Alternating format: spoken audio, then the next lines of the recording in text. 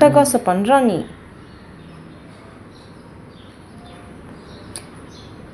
Friends, எனக்கு Simba வந்து நாங்கள் மார்க்கெட் போயிட்டுருக்கும்போது எங்களுக்கு வந்து ரோட்டில் அப்படியே ரொம்ப சின்ன குட்டியாக இருந்தாங்க.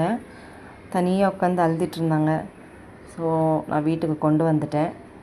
1 மாதம் ஆக போகுது. நாங்கள் முன்ன பின்ன வளர்த்ததே இல்லை, டாகும் சரி கேட்டையும் சரி. ஸோ இதெல்லாம் கொஞ்சம் புதுசாக இருக்குது எங்களுக்கு.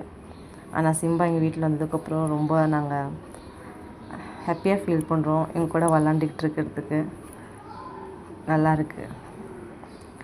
ஆனால் எங்களுக்கு ஒரு விஷயம்லாம் புரியாது எங்களுக்கு. ஏன்னா நாங்கள் புதுசாக நாங்கள் வளர்த்துட்ருக்கனால எங்களுக்கு அது ஒன்று ஒன்று செய்கிறதுல எங்களுக்கு புரியாது.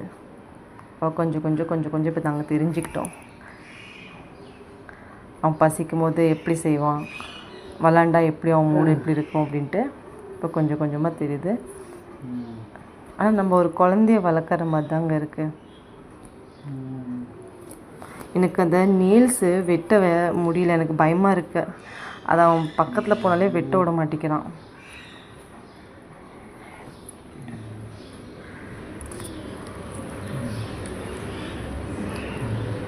ஆனால் ரொம்ப துருன்னு இப்போ ஆகிட்டான். முதல்ல ரொம்ப அமைதியாக இருப்பான். சிம்பா பாருங்க,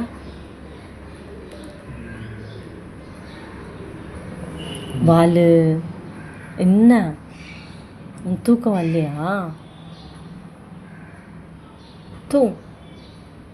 பாய் சொல்லு, பாய் சொல்லு. எப்பா என்னடா, தூங்கலாமா? பா தூங்கலாம். அவங்க கீழே தரையிலலாம் படுக்க மாட்டாங்க சார். அவங்களுக்கு வந்து இப்படி பெட்ஷீட் விரிச்சிருக்கணும், அதில் தான் படுப்பாங்க. சரி, ஓகே, பாய் சொல்லலாமா? பாய் பாய்.